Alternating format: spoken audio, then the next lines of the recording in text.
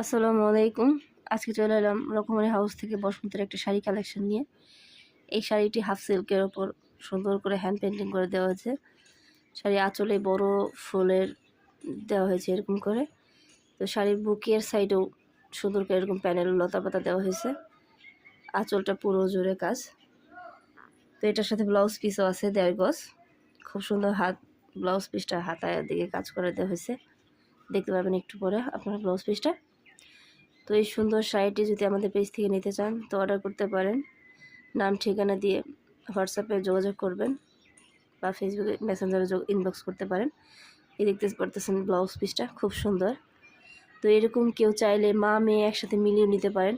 সামনে বসন্ত আসতেছে, যার মেয়ে আছে ছোট একটা, তো ওটা বাচ্চা শাড়িটা সুতির উপর করে দিই আমরা।